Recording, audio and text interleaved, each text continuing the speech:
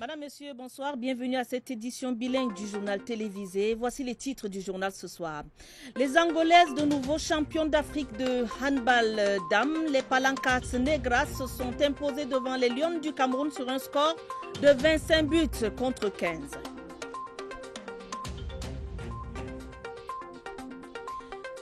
Des perspectives qui s'annoncent reluisantes pour la construction de la Ring Road et la facilitation des échanges entre le Cameroun et le Nigeria. La Banque africaine de développement et le ministère de l'économie formalisent l'accord de financement de ce projet cher au Cameroun et à la région du Nord-Ouest.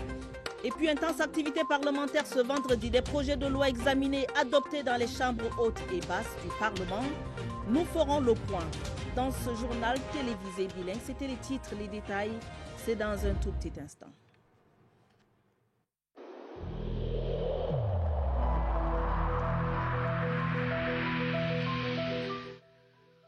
I urge you once to put on your face masks, to wash your hands regularly, and to consult a physician or any other health personnel if you notice any symptoms.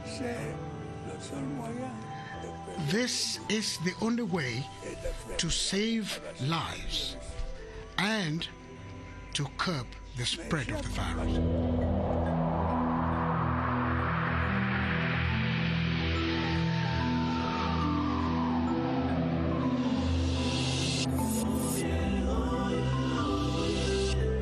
Merci de nous recevoir chez vous. Benen Boumagana, bonsoir.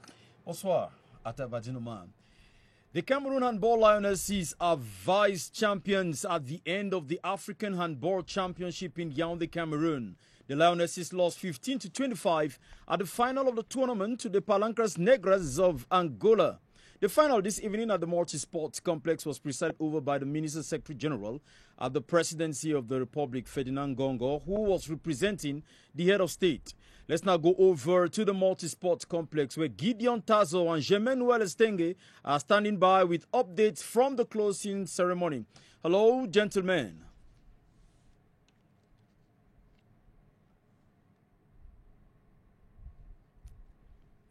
Well, thank you very much, Benen Boumagana, and welcome to the Terraflex of the Yaoundé Sports Complex where all is well, that ends well.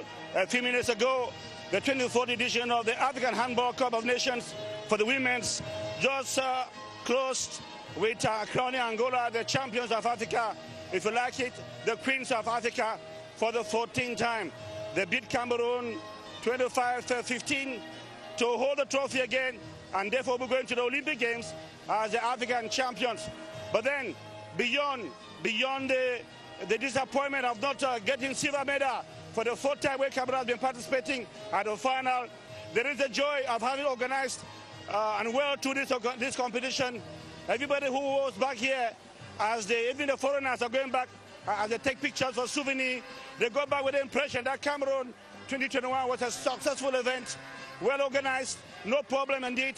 Amid COVID-19, you must have to know that this is the only competition in handball since 2019 that has been organized. And so it is a Cameroon that is proud of having hosted Africa and hosted them very well.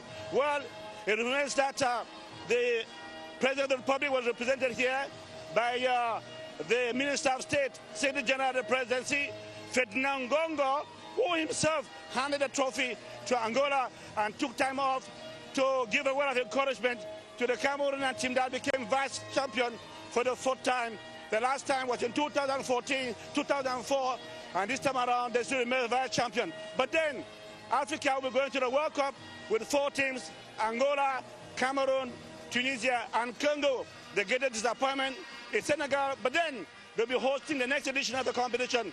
So Senegal looks forward to holding the competition very well and perhaps righting the wrongs of this very edition. Note that Angola became a champion, and one of theirs, Diallo, became the best player of this very tournament.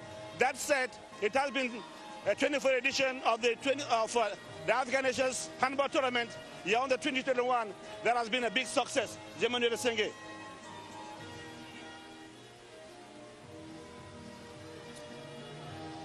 Merci à Tabadine Oumar, merci à Benin Bouna Gama.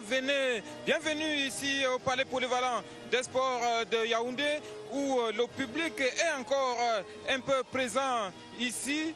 Les invités d'honneur sont tout juste en face de moi pour prendre un pot de revoir.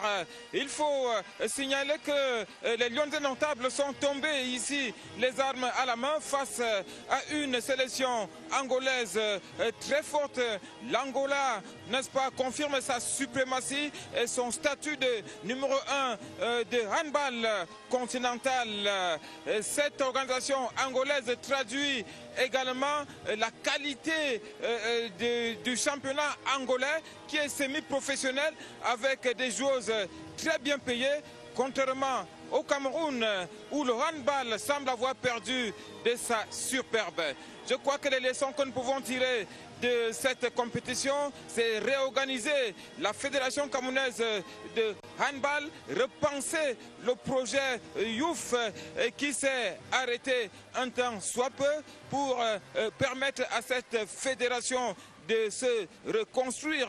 On a comme l'impression que le handball dort un peu dans une hibernation. Je crois que c'est ça la clé, revoir la structuration au niveau de cette fédération pour pouvoir avoir aussi des joueurs compétitifs.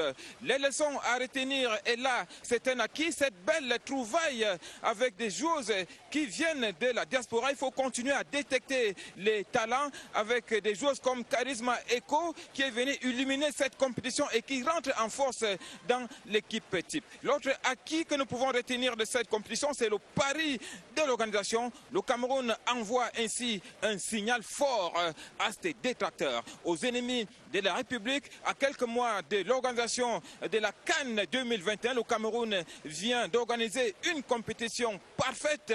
Rien à redire, les mesures barrières respectées, le transport, l'hébergement, l'accueil, tout a été bien fait et bien dit. Je crois que c'est de bon augure à quelques mois de la CAN 2022 en football qui va se tenir au Cameroun. Ainsi s'achève donc cette belle compétition qui envoie tout de même le Cameroun en Coupe du Monde, la 3e du genre pour cette belle équipe camerounaise qui est née aujourd'hui. À vous le studio.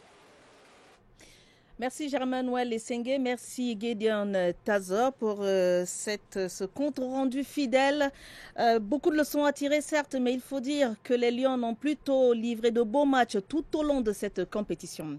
Le Palais des Sports de Yaoundé a donné à voir ce soir une belle cérémonie de clôture avant le duel final Cameroun-Angola. L'unité et le brassage des cultures des pays participants ont été célébrés à travers divers tableaux devant un public admiratif et plusieurs personnalités.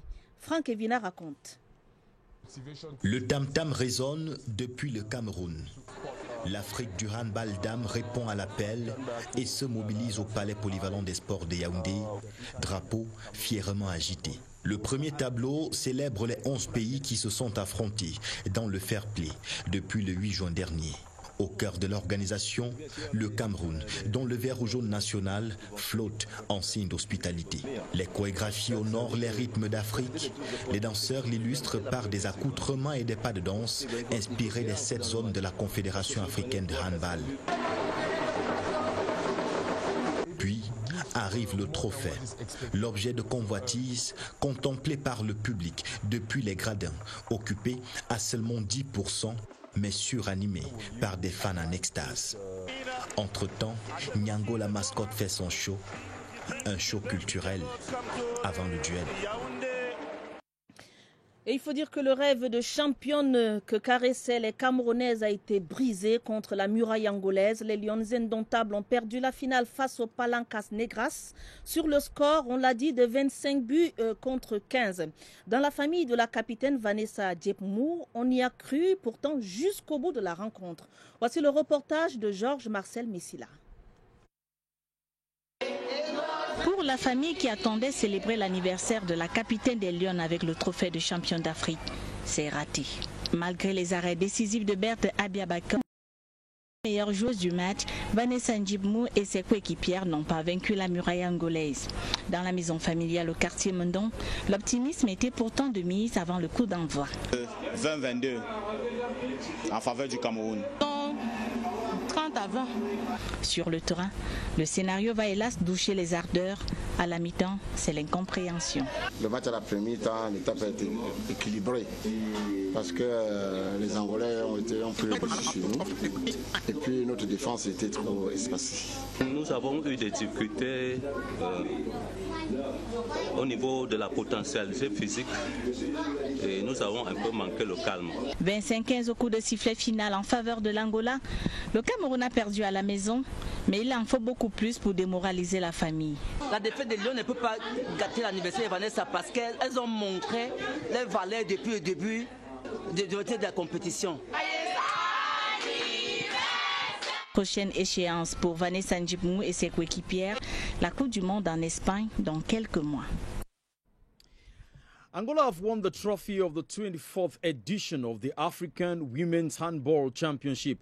Of course, as we said, they beat Cameroon 25 goals to 15 today in Yaoundé at the final of the tournament. The Palancas Negras of Angola, who were defending champions, thus earned their 14th continental crown. Here is Gilbert Ongena with highlights of that encounter.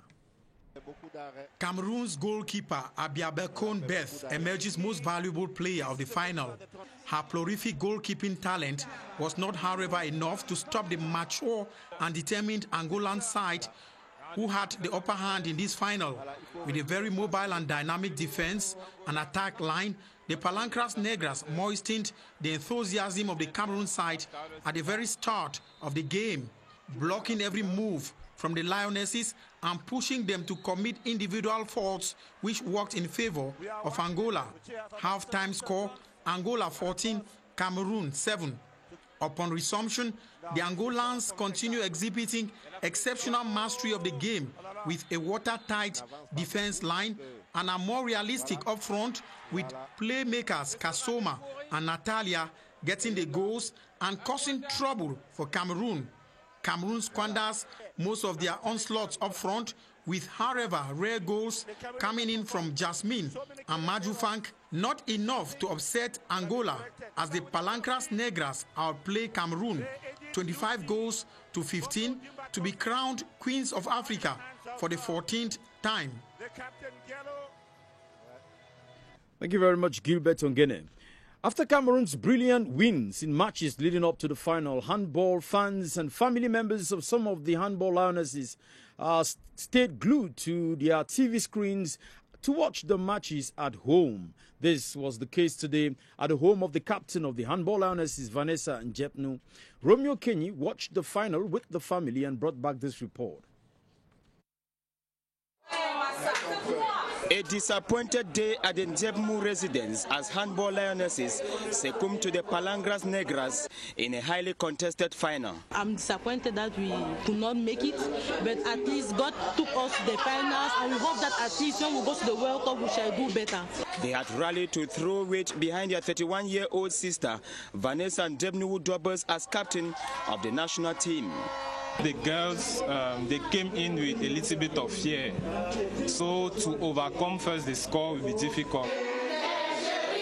The national anthem earlier raised hopes for these handball diehards, we all chanting along lionesses and cheering the outfit while speculating a triumph. Although beaten at stoppage time, Vanessa's family relatives braved the disheartening defeat against Angola to rejoice with their sister on her birthday. La 24e édition de la Coupe d'Afrique des Nations de handball dames s'est donc refermée ce soir au Palais Polyvalent des Sports de Yaoundé sur le sacre de l'Angola face au Cameroun en finale sur le score de 25 buts contre 15. La cérémonie de clôture de la compétition était présidée par le ministre d'État, secrétaire général de la présidence de la République, Ferdinand Ngongo, représentant du chef de l'État. Nous en reparlerons vers la fin de ce journal. Autre chose à présent, douleur et tristesse à l'hôpital général de Yaoundé. On y a assisté à une double levée de corps, celle de Christine Abotan-Nongolom et Monique Florette Nanga Boaden. Elles sont décédées les 27 avril et 14 mai dernier des suites de maladies. C'est une dure épreuve pour la famille présidentielle camerounaise dont elles étaient membres. Cet après-midi, la première dame camerounaise, Mme Chantal Biya, est allée s'incliner devant les dépouilles. Joseph Clément Omba. L'émotion était à son comble à la morgue de l'hôpital général de Yaoundé ce vendredi. Rappelée à Dieu en 3 semaines d'intervalle, Madame Christine Abotan Mengolo, la maman, et Monique Fleurette Nanga Boaden, la fille, entament ici le voyage pour l'éternité. Profondément affligée par ce double décès, l'épouse du chef de l'État, Madame Chantal Biya, perd en ces 2 dames sa tante et sa cousine. Malgré la douleur qui l'étreint, la première dame camerounaise a tenu à venir leur rendre le suprême hommage.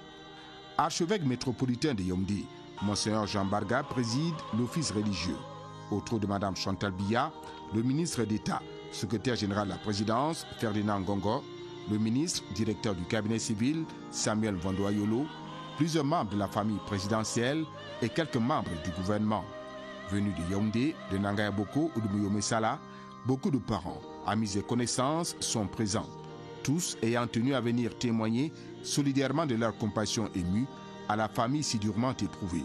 Dans une homélie de circonstances, Monseigneur Jean Barga rappelle à l'assistance que cette famille a le plus grand besoin de consolation, comme Jésus, bouleversé par la mort de son ami Lazare. Cette consolation, on la trouve dans l'abandon au Christ. « Je suis la résurrection et la vie », dit le Seigneur. Monseigneur Jean Barga va ensuite bénir les 2 corps et, en signe de respect, entoure les dépouilles mortelles de l'encens pour que s'élèvent vers Dieu nos prières.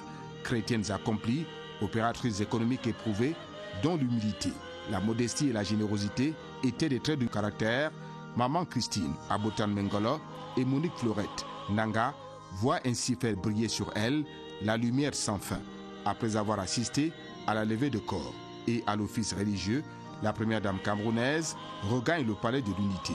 Christine Abotan Mengolo et Monique Fleurette Nanga seront inhumées ce samedi à Nanga Boko pour le repos éternel.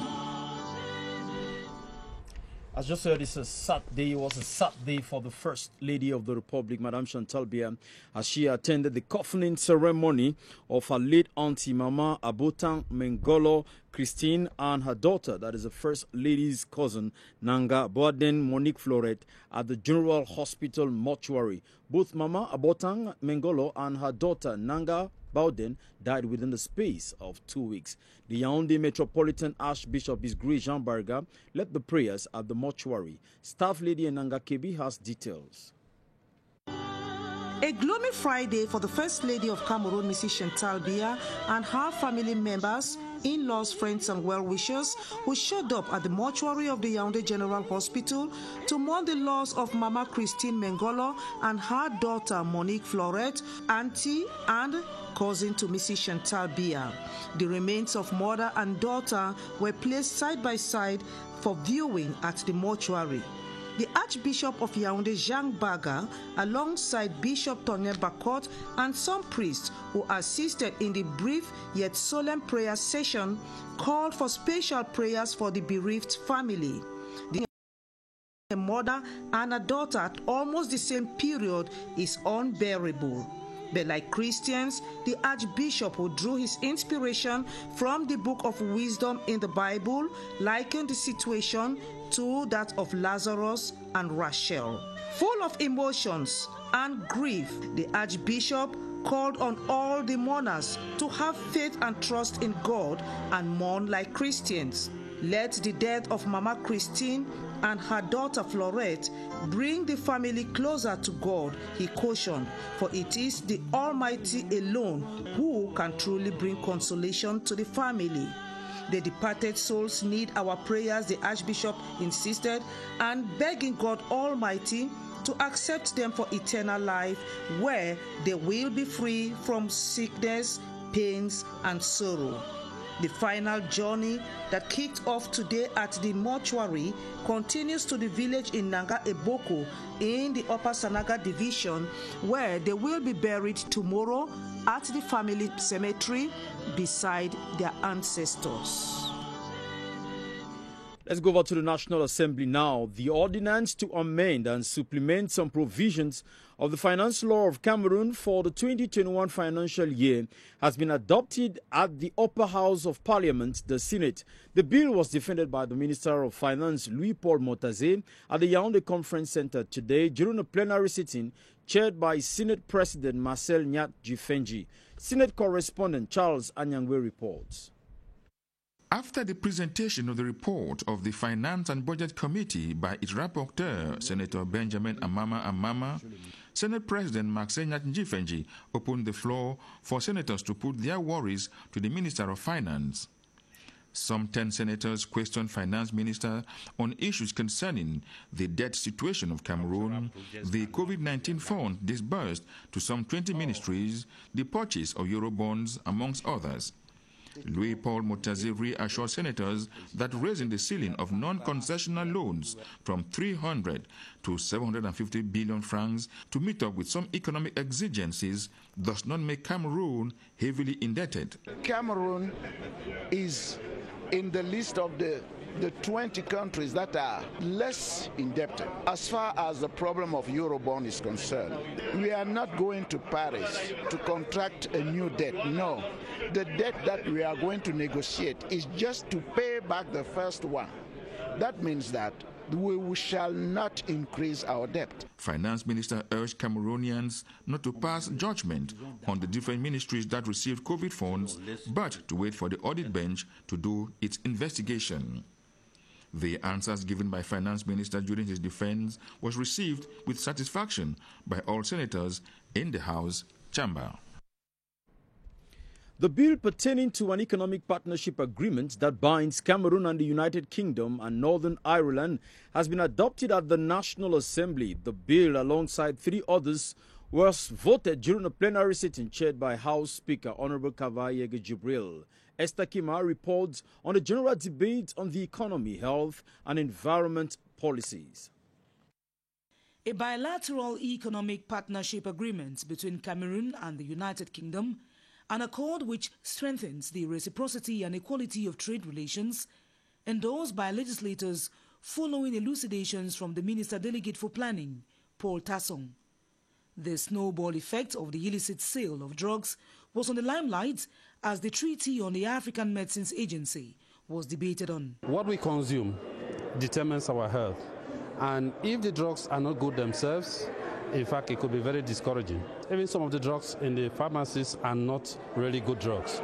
That can be very dangerous for us. For governments, the responsibility is collective and already being addressed. We have a national committee who is working on this issue. On the reciprocal abolition of visa requirements for holders of diplomatic and service passports in Cameroon and Switzerland, the protection of embassies was looked into. The responsibility to protect diplomatic missions is, per the Vienna Convention, the responsibility of the host country. The bill to govern access to genetic resources, defended by Minister Hele Pierre with 62 sections, was equally adopted during the 3-hour plenary sitting. The Finance and Budget Committee of the National Assembly has examined the bill which amends and supplements the 2021 finance law, raising the stamp duty for passports in Cameroon to 110,000 francs as from July 1, 2021. Meantime, the complexity of land tenure reforms and the obtention of land certificates were deliberated upon by the Committee on Economic Affairs. Esther Kima comes back with details. The ordinance deals with Section 548 of the General Tax Code, and if approved, Cameroonians will from July 1 disburse 110,000 francs instead of 75,000 francs for a passport. Plus, the 2021 state budget will rise from 4,865.2 billion to 5,480 billion for a specific pretext. Before, it was our duty to produce passports with our own resources. And now the passport will be done through public-private partnership. At the Committee on Economic Affairs, the antiquated land reforms, the tardiness in the issuance of land certificates, and the illogical compensations were assessed. They have a lot of problem of land when the government come to make the expropriation. It is difficult to them with the defense of their rights. The development is based on land. This is why the management of land should be mastered by everybody. Their task is now to legislate on laws that ease communal land possession and specify deadlines for immatriculations. Actualité au Parlement, le projet de loi portant ratification de l'ordonnance du 26 mai 2021, modifiant et complétant certaines dispositions de la loi de finances 2021, a été adopté cet après-midi au Sénat. C'était au cours d'une plénière présidée par Marcel Niat Ndifendi, le président du Sénat. La séance a permis au ministre des Finances de rappeler que le niveau de la dette du Cameroun est soutenable.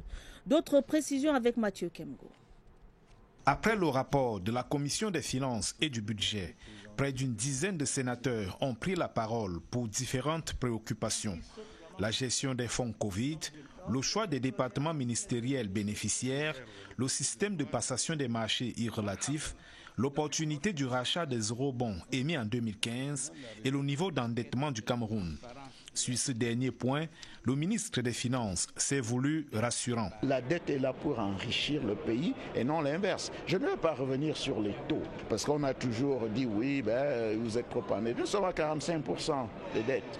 Lorsque au niveau de la CEMAC, on nous dit on peut aller jusqu'à 70%. La dette, elle est bonne quand elle est utile.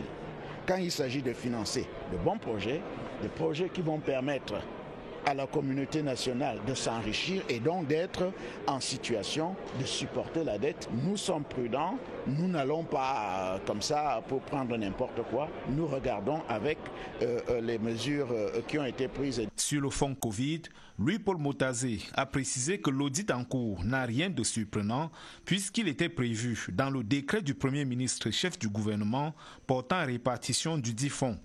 Il a invité les sénateurs à faire confiance à la Chambre des comptes qui mène cette opération. Satisfaits des réponses du ministre des Finances, les sénateurs ont, à l'unanimité, adopté le projet de loi en débat. L'Assemblée nationale, la représentation nationale a examiné et adopté ce jour 4 projets de loi, dont celui autorisant le président de la République à ratifier l'accord d'étape vers un accord de partenariat économique avec le Royaume-Uni et le projet autorisant le président de la République à ratifier le traité portant création de l'Agence africaine du médicament. C'était au cours d'une séance plénière présidée par le chef de chambre, Kavayege Dibril. Plus de précisions avec notre reporter Pulchériaté. Premier projet de loi examiné et adopté dans son entièreté par la représentation nationale, c'est celui autorisant le président de la République à ratifier l'accord d'étape vers un accord de partenariat économique avec le Royaume-Uni de Grande-Bretagne et l'Irlande du Nord. Projet défendu en plénière par le ministre délégué auprès du ministre de l'économie Paul Tasson. Le processus a été le même, mais avec de nombreuses interrogations des élus de la nation sur le traité portant création de l'Agence africaine du médicament. Si les élus ont adopté dans son entièreté le dit projet, certains d'entre eux se sont offusqués de la présence de faux médicaments dans les officines pharmaceutiques, du rôle de l'ONACAM, de la présence du médicament de la rue. Pour toutes ces préoccupations, le ministre de la Santé a apporté des éclairages. Nous avons un plan national, une stratégie nationale de lutte contre les faux médicaments. Nous avons un comité multisectoriel qui est à pied d'œuvre et qui travaille sur ce problème. Les discussions se sont poursuivies avec les projets de loi autorisant le président de la République à ratifier l'accord de coopération entre le Cameroun et le Conseil fédéral suisse relatif à la suppression réciproque de l'obligation de visa pour les détenteurs de passeports diplomatiques ou de services et le projet de loi régissant l'accès aux ressources génétiques, à leurs dérivés, aux connaissances traditionnelles associées. Bien que ces projets aient été adoptés dans leur entièreté, les élus de la nation se sont tout de même inquiétés de la situation embarrassante de nos représentations diplomatiques qui font l'objet d'attaques répétitives ainsi que des atteintes à la personne du chef de l'État. Toujours à l'Assemblée nationale, les membres de la Commission des affaires économiques, de la planification et de l'aménagement du territoire étaient à l'école des questions foncières et domaniales. Dans le même temps, les membres de la Commission des finances et du budget examinaient au fond le projet de loi portant modification de la loi de finances 2021. Une fois de plus, Pulchériaté. Partant du constat que la terre est la base de tout développement, les membres de la Commission des affaires économiques de l'Assemblée nationale ont voulu en savoir davantage sur les questions foncières et domaniales. Nous sommes souvent sur le terrain confrontés à des difficultés foncières et domaniales. Et quand on n'est pas assez outillé, ça vole dans tous les sens. Quelques notions ont été développées de long en large, notamment les questions d'immatriculation, de lotissement, de domanialisation, de morcellement et de mutation. Il est important que les uns et les autres soient justement informés de ce qu'est le titre foncier et puis quels sont les avantages de l'avoir. Dans le même temps, les membres de la Commission des finances et du budget examinaient au fond le projet de loi modifiant certaines dispositions de la loi de finances pour l'exercice 2021. Il y a eu des changements entre les prévisions qui ont été faites et ce qui se passe maintenant. Nous avons travaillé sur la base d'un baril de pétrole à un certain prix. Et on se rend compte que le baril du pétrole, le prix est allé vers la hausse. Ça entraîne des ressources supplémentaires. Attendu dès lundi, l'examen en plénière de ce projet de loi.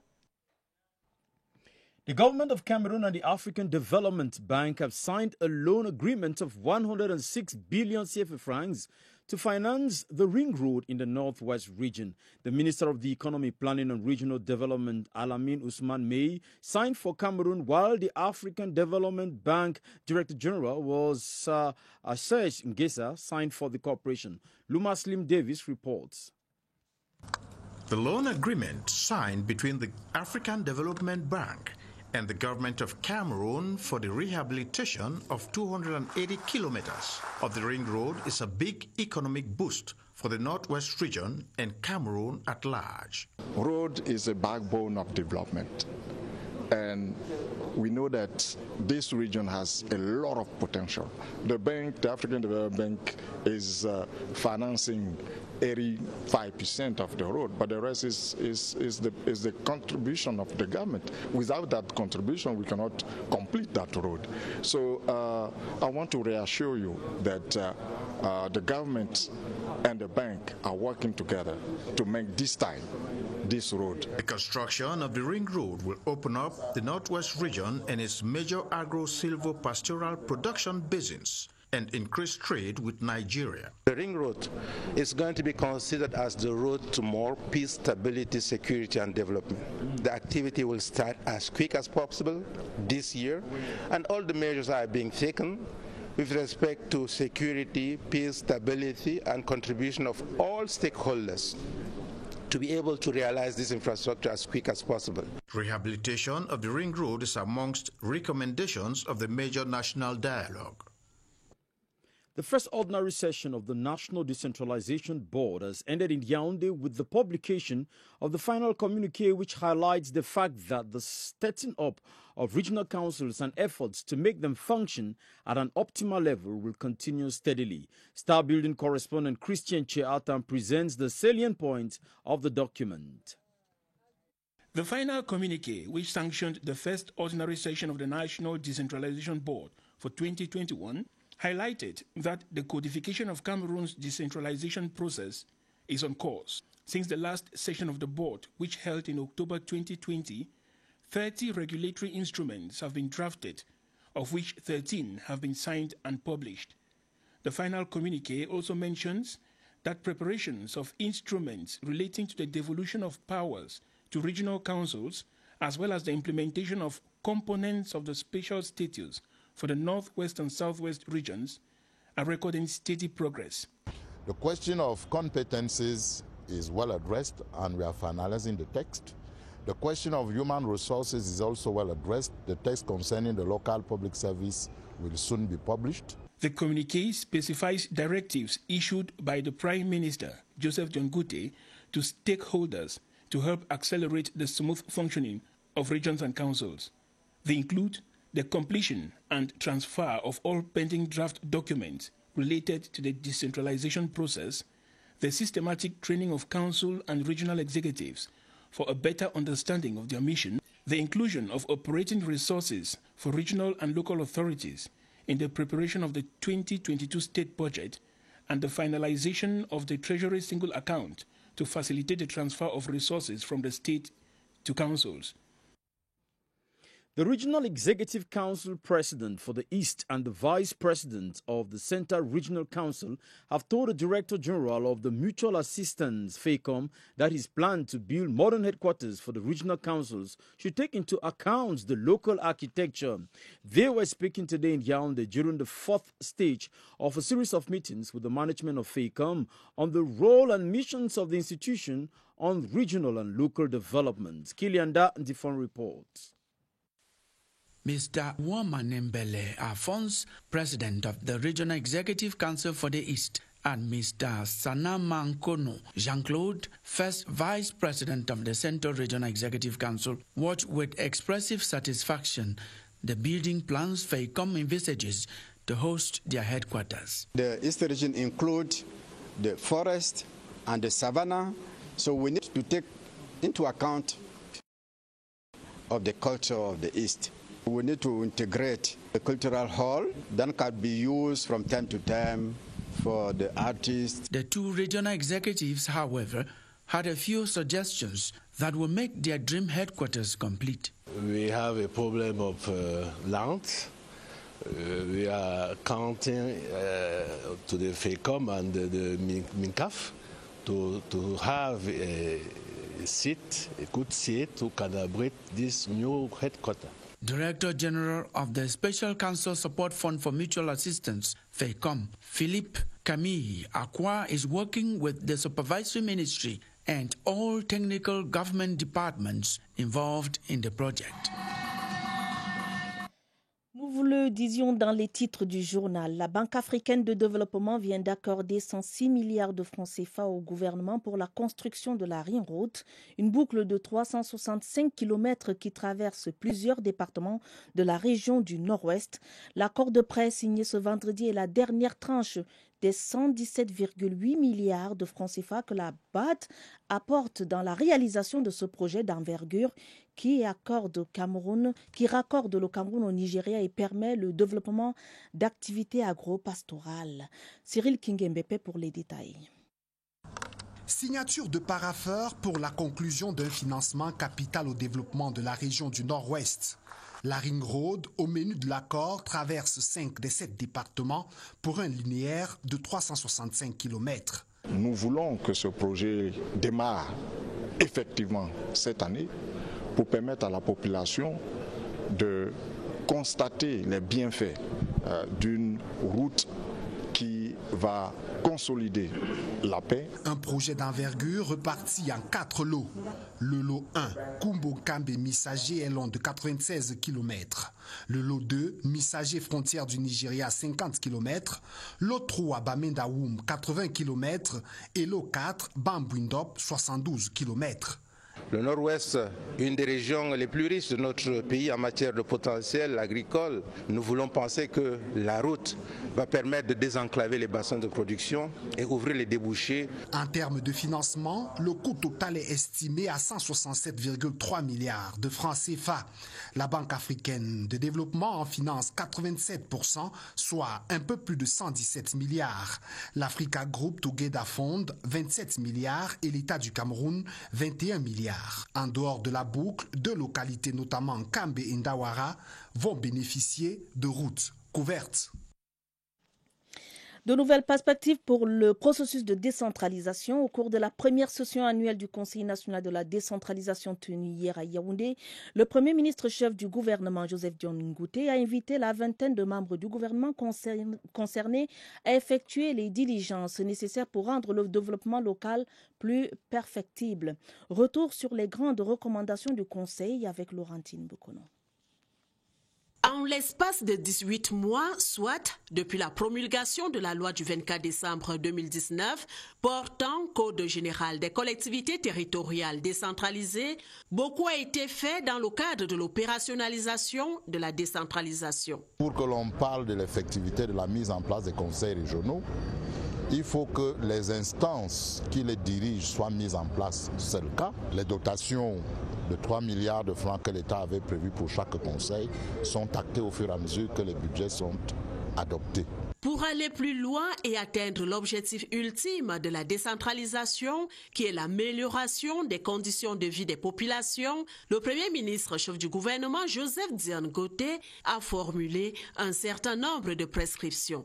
Au plus tard, à la fin du mois d'août 2021, le ministre des Finances devrait avoir transmis dans les services du Premier ministre l'avant-projet de loi issu de la réforme sur la fiscalité locale en cours de finalisation. Du ministre de l'Économie, il est attendu un accompagnement conséquent en vue de l'actualisation et de l'élaboration des documents communaux et régionaux de planification du développement local. Sur les 20 départements ministériels identifiés pour transférer les 73 compétences dévolues aux régions, 19 ont déjà eu à élaborer les projets de décret fixant les modalités d'exercice de ces compétences. La suite des rencontres FECOM Région, les exécutifs régionaux du centre et de l'Est se disent globalement satisfaits des propositions à eux faites par le FECOM. Le président du conseil régional de l'Est, Alphonse Ouamane Mbélé, et le vice-président du conseil régional, le premier vice-président du conseil régional du centre, Jean-Claude Sambana Nkono, se sont vus présenter ce matin à Yaoundé des opportunités que leur offre le FECOM et les maquettes d'hôtels de région élaborées par cette institution. Jean-Pierre Congé. Des autres exécutifs régionaux qui les ont précédés, ceux du centre et de l'Est n'ont pas manqué de se montrer enthousiastes face au projet de maquette du FECOM et aux opportunités offertes. Nous avons été émerveillés par la beauté de la maquette du siège de la région du centre. Il reste maintenant à l'implémenter. Il nous a également promis l'accompagnement financier. Des maquettes d'hôtels de région qui magnifient la verdoyance de la forêt équatoriale qui caractérise les deux régions, avec une mise en exergue des huttes pygmées pour l'Est et des façades en bois massif pour le centre. Seul bémol, les contraintes foncières et la non-intégration de certaines valeurs culturelles. Il faut trouver un site capable d'abriter ces nouveaux sièges de la région, qui va également abriter la nouvelle ville. Que l'on tienne compte de toutes les considérations socio-culturelles de l'Est. L'Est a beaucoup de richesses, tant du sol que du sous-sol, qui devraient constituer pour nous des arguments pour facilement négocier des partenariats et des financements pour la construction de ces sièges. Des réserves que le FECOM se dit prêt à lever, les maquettes bien qualifiantes n'étant qu'au premier jet d'encre. Pour ce qui est du foncier, des assurances ont été données. Les régions auront l'accompagnement nécessaire de l'État. CRTV's Evelyn Owonai-Sumba is the new president of the Cameroon chapter of the Union of the Francophone Press, UPF. She was elected today at the end of a General Assembly chaired by the representative of the Minister of Communication. Evelyn Owonai-Sumba takes over from Aimé Robert Biina. Beatrice Ngom reports. She has served as Vice President of the Cameroon chapter of the Union of the Francophone Press, next to Aimé Robert Bihina for 9 years. Henceforth, she will be called President of this second biggest chapter of the Union after UPF Franks. Evelyn Owonai-Sumba has officially taken command of the association after a ballot carefully supervised. Satisfaction. It's a lady, a well-known journalist, succeeding to one iconic journalist, Aimé Robert Bihina. She will carry UPF Cameroon to higher heights. In 9 years, the team Aimé Robert Bihina worked tirelessly to restructure and modernize, priding itself for successfully hosting the 48th International General Assembly of the Union and for giving the association a head office in Yaoundé. New projects are awaited. We'll try to emphasize on the training of our member. I think the solution may come from there. Let everybody know what to do, what not to do. Talk about ethics and deontology, even in our internal processes or in the way our journalists are interacting, try to consider the digital environment. Evelyn Owonai-Sumba, senior journalist and channel head for CRTV News, was elected with 61 votes and is the first lady to head the Cameroon chapter of the Union of the Francophone Press. Congratulations to you, Evelyn. The Ministry of the Environment, Protection and Has stepped up the fight against desertification in Cameroon. Officials of the ministry, in collaboration with technical staff of other government departments with competence relating to the environment and nature, are working on ways and means of restoring the country's rich ecosystem. Our reporter Alice Mbe talked with Dr. Hassan Haman Unusa, who tells us in this excerpt what his ministry is doing to restore Cameroon's ecosystem. Let's take a listen. As the Sahara Desert expands southwards, we have loss of soil fertility, particularly as the vegetation cover is completely lost. We have, the scarcity of water, which may lead to waterborne diseases. We have to plant more trees. We also combine this with the distribution of cook ovens to reduce the pressure on the forest, because when we reduce the intensity of firewood harvesting, we also reduce the cost of desertification, because man, apart from the natural process, which is the expansion of the desert southwards, man also, by harvesting and destroying vegetation, indirectly cause desertification. The new technical advisors to the Ministry of Higher Education have been installed with the call to work towards professionalizing higher institutions of learning in the country. The call was made by Professor Gabsa Nyomget Wilfred, representing the Minister of Higher Education, at the institution ceremony today in Yaoundé. Cynthia Saptala reports. These are the two newly installed technical advisors to the Minister of State, Minister of Higher Education, Jacques Famendongo.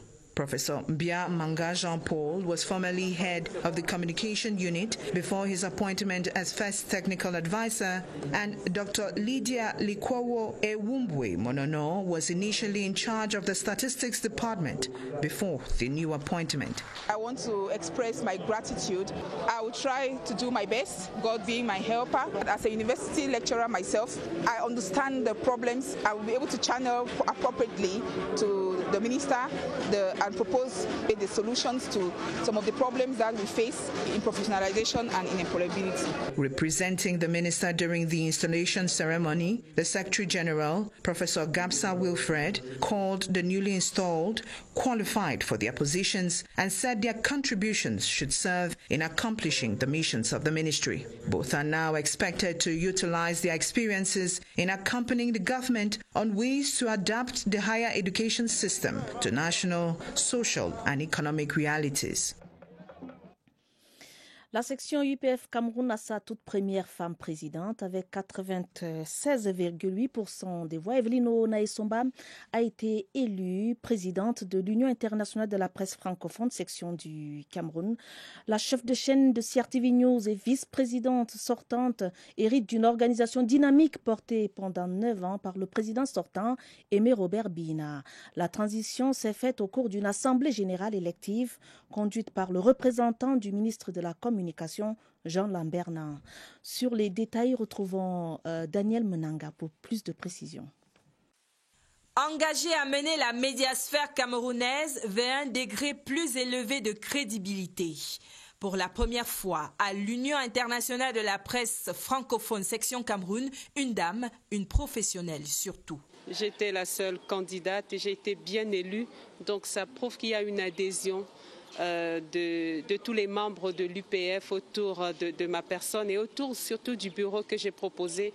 Un bureau à même de nous aider à travailler à renforcer une presse de qualité, pousser la réflexion autour de l'avenir de notre métier, élargir notre assiette de partenariat et puis nous arrimer au digital. Evelyne Naesomba, le profil type pour succéder à Aimé Robert Bihina, le président sortant qui, en 9 ans, construit par la force du dynamisme et de la quête de l'excellence, un héritage conséquent avec en prime la tenue avec un succès éclatant des 48e assises de l'UPF au Cameroun en novembre 2019. La transmission s'est faite en douceur entre Aimé Robert Bihina, qui a porté cette association sur ses épaules en compagnie de son bureau, après Alain Blaise Batongue, précurseur. En l'UPF, nous trouvons une corporation d'hommes et de femmes de presse qui ont à cœur donner de notre pays une toute autre façon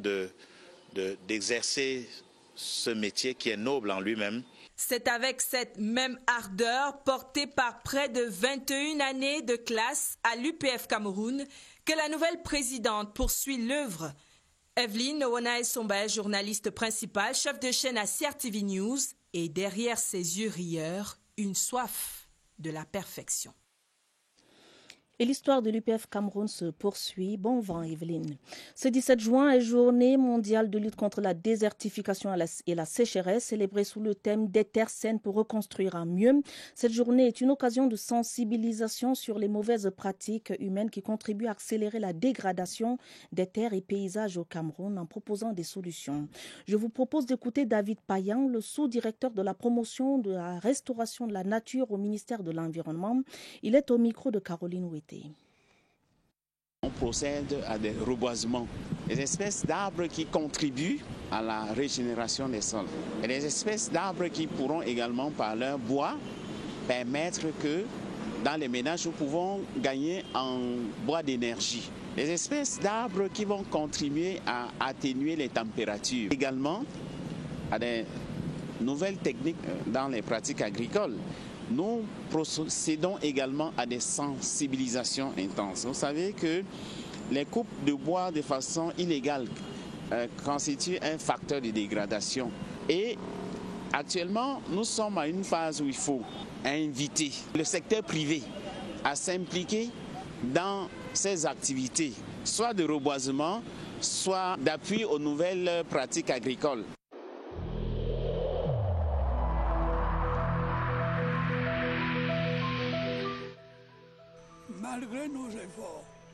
Despite our efforts, COVID-19 plunged many families into mourning and seriously hampered the functioning of our economy and society.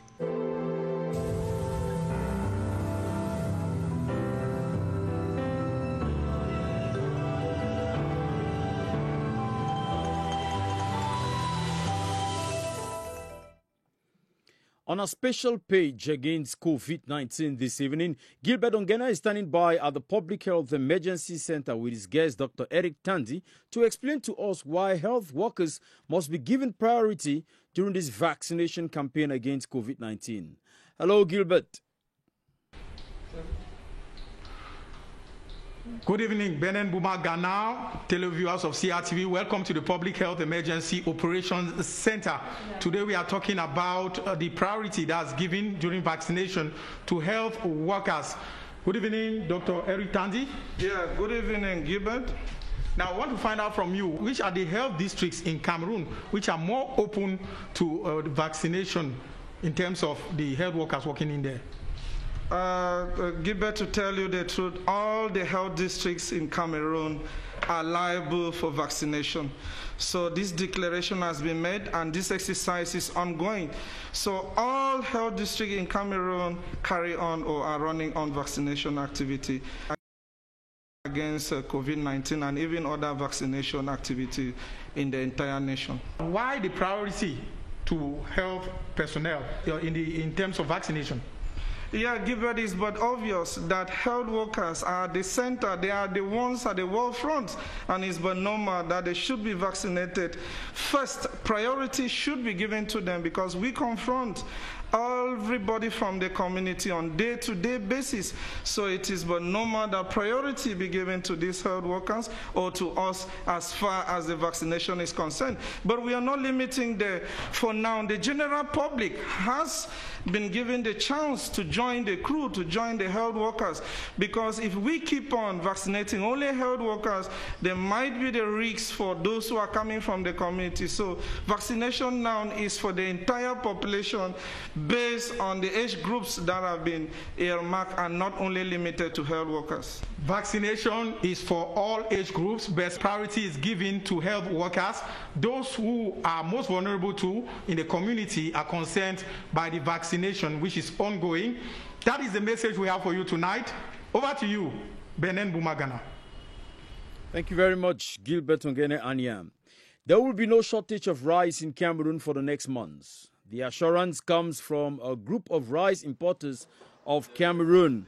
Speaking during a press conference, the Secretary General Jackie Kemble said, though the coronavirus has dealt a tough blow on their activities, they have resolved to ensure that the produce is made available on markets.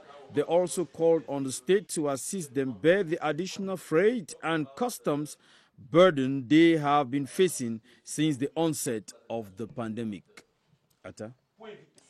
La suite du journal Benen Boumagana pour dire qu'il n'y aura pas de pénurie de riz au Cameroun. Les assurances sont du groupement des importateurs de riz au Cameroun qui a donné un point de presse à ce sujet à Bankomo au cours de son adresse. Jacques Kemble, le secrétaire général du dit groupement, a présenté la détermination des importateurs de riz à rendre disponible sur le marché l'aliment le plus consommé au Cameroun. Les opérateurs économiques ont plaidé pour un accompagnement du gouvernement au moment où l'on note une baisse de production du riz dans le monde due à la pandémie du coronavirus. Parmi les facilités que demandent les importateurs de riz, il y a les allègements fiscaux et les allègements douaniers également. La suite du journal avec la coopération, le Cameroun et le Brésil sur la même longueur d'onde. Les ministres des Affaires étrangères des deux pays mènent des réflexions conjointes des thématiques d'ordre régional, multilatéral et de coopération. Nous reviendrons sur cette information plus tard. Le temps d'aller au COUSP avec la riposte anti-Covid-19 au Cameroun pour dire que la vaccination ne fait plus beaucoup courir et surtout au sein des personnels de santé. Dans les régions, on note une couverture vaccinale à hauteur de 22,3%. Nouvel appel à la vaccination donc de la cible prioritaire ce soir avec Évariste Yenga et son invité que nous allons tenter de retrouver au Centre de coordination des urgences de santé publique. Bonsoir Évariste. Bonsoir, c'était l'une des cibles prioritaires, le personnel de santé pour la vaccination. Mais à un moment donné, il y a eu un peu de réticence. Essayons de voir jusqu'où la situation a pu évoluer jusque ce soir. On en parle avec le docteur Marie Ngotonien. Docteur, bonsoir. Bonsoir Évariste. Vous êtes responsable de la sécurité ici au centre de coordination des opérations. Pouvez-vous nous dire jusqu'où les personnels de santé sont accessibles à la vaccination dans les régions? Évariste, il faut noter que dans les régions, le personnel de santé est accessible à la vaccination. Et on a certaines régions qui sont en tête en matière de couverture vaccinale. Nous avons la région de l'extrême nord, du centre, du nord, du nord-ouest et du littoral. Et de manière générale, on a un taux de couverture vaccinale du personnel à 22,3%. Donc, nous pouvons dire que les régions sont quand même accessibles à la vaccination. À titre de rappel, vous nous le dites ici, pourquoi le personnel de santé est cible prioritaire? Le personnel de santé est la cible prioritaire parce que c'est un personnel de première ligne et c'est le personnel qui est le plus exposé à la maladie. C'est pour cela que nous exhortons nos collègues, nos collaborateurs à se faire vacciner pour qu'ensemble nous diminuions la propagation, la circulation du virus au sein du personnel et puis dans le territoire. Merci à vous, docteur Marie Ngotonien. Vous êtes les véhicules du bien-être des populations. Les assurances viennent de vous d'abord. Le personnel de santé, c'est lui qui doit être vacciné en premier, même si jusqu'ici on a observé beaucoup de réticence. À vous le plateau. Merci bien Évariste Yenga pour toutes ces informations. L'entraîneur national de cyclisme Dieudonné Ntep a entamé ce vendredi son voyage pour l'éternité. La mise en bière et la levée de corps de cet ancien champion du Cameroun de cyclisme ont mobilisé un parterre de personnalités à la morgue de l'hôpital central de Yaoundé. Le ministre des Sports et de l'Éducation physique, le professeur Narcisse Mouélé-Kombi, était présent au culte de Requiem qui s'est déroulé à la paroisse EPCA Adna délégué Sonom. Les détails avec Armand Ambassa. Après 62 ans de vie marquée par la passion du vélo, Sa Majesté Dieudonné Ntep est en route pour l'éternité, escorté ici par des cyclistes dont il aura été l'entraîneur national pendant 12 ans. C'était un monsieur très attaché aux moindres détails et il était très rigoureux sur le travail.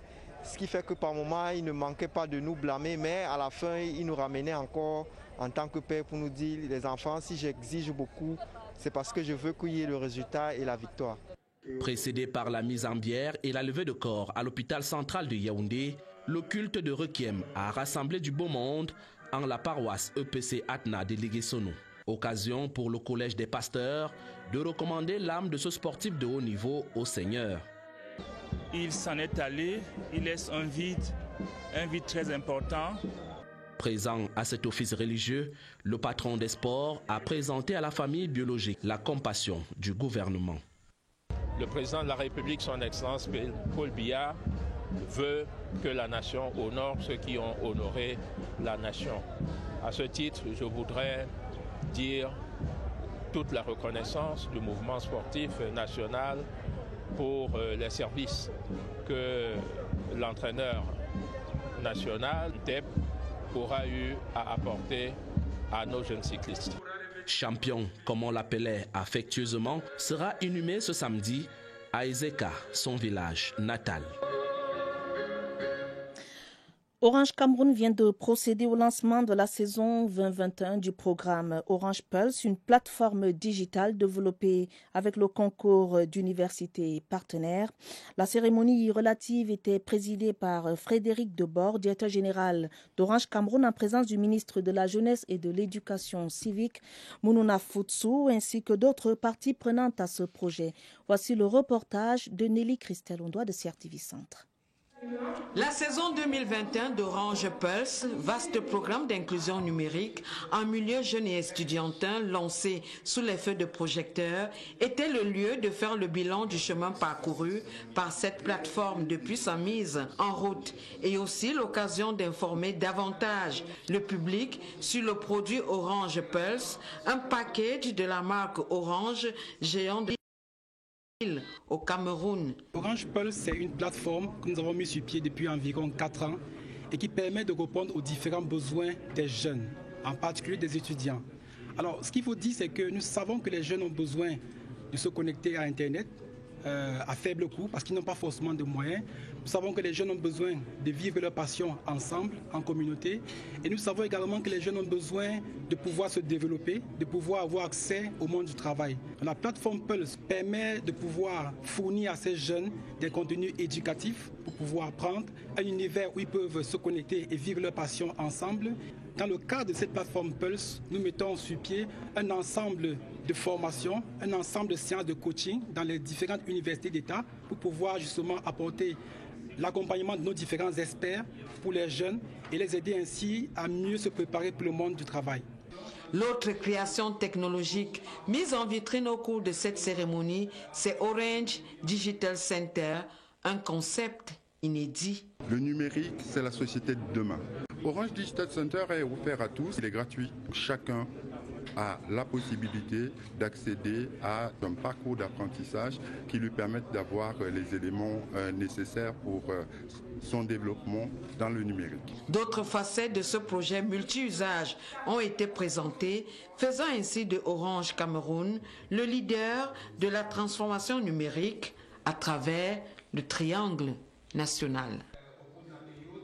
Avant l'agenda culturel, ce communiqué important, le ministre délégué à la présidence chargé de la Défense informe les candidats au concours d'admission à l'école militaire interarmée EMIA, session 2021, que les listes de ceux retenus pour les visites médicales approfondies du dit concours ont été publiées ce jour et peuvent être consultées au tableau d'affichage à la sortie du ministère de la Défense. Les intéressés sont informés que les dites visites médicales approfondies débuteront le mercredi 30 juin 2021 à l'hôpital militaire de région numéro 1 de Yaoundé.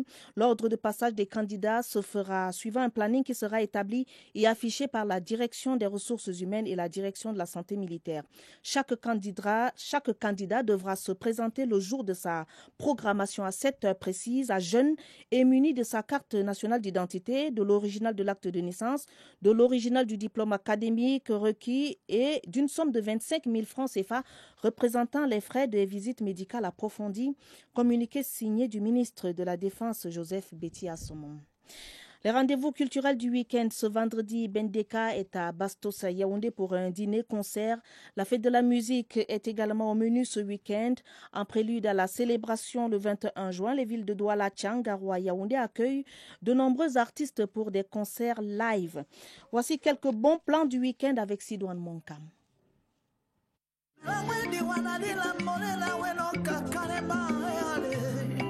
Des hymnes à l'amour résonnent ce week-end à Yaoundé. Bendeka vous offre ce vendredi un dîner-concert au All-Star Restaurant Bar Lounge à Bastos. Son riche répertoire vous sera servi dans une ambiance relevée.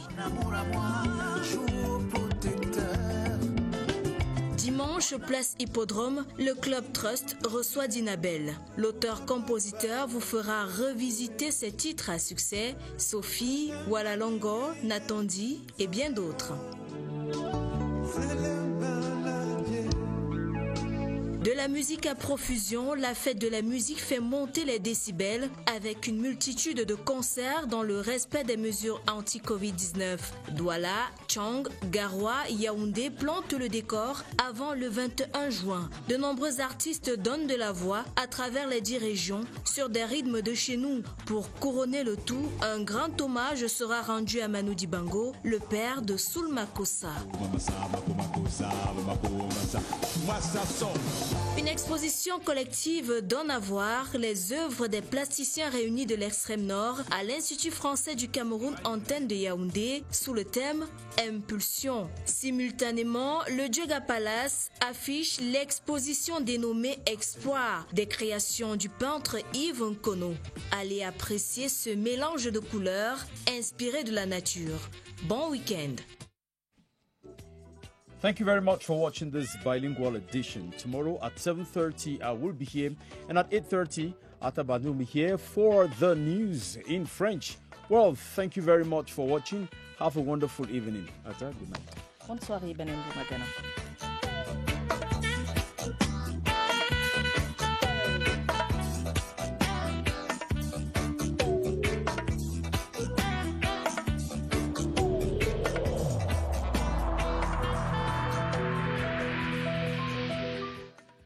Je vous exhorte de nouveau à porter vos masques, à vous laver régulièrement les mains et à faire appel à un médecin ou à tout autre personnel de santé au cas où des symptômes apparaissent. C'est le seul moyen de préserver les vies et de freiner la propagation du virus.